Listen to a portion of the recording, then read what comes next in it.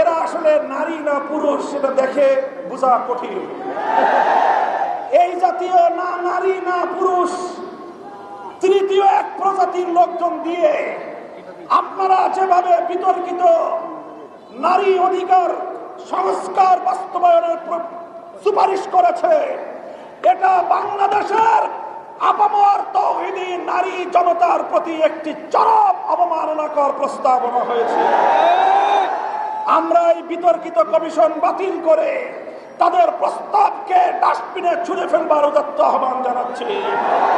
ইউনূস সরকার যদি সেটা করতে ব্যর্থ হয়, ইউনূস সরকারের পরিণাম শেখ হাসিনার চেয়ে ভিন্ন কিছু হবে না। এটা আমাদের স্পষ্ট ঘোষণা। ডক্টর ইউনূস সাহেব এদেশের মানুষের ভালোবাসা পাচ্ছেন, মাগনা মাগনা ভালোবাসা পাওয়ার কারণে এর মূল্যায়ন মনে হয় আপনার কাছে নাই। খবরদার হুঁশিয়ার করে দিয়ে বলতে চাই, ইসলামের বিপক্ষে অবস্থান নিলে বাংলাদেশের ক্ষমতার মসনদে একদিনও টিকতে পারবেন না। ভারতের দালালি করতে চাইলে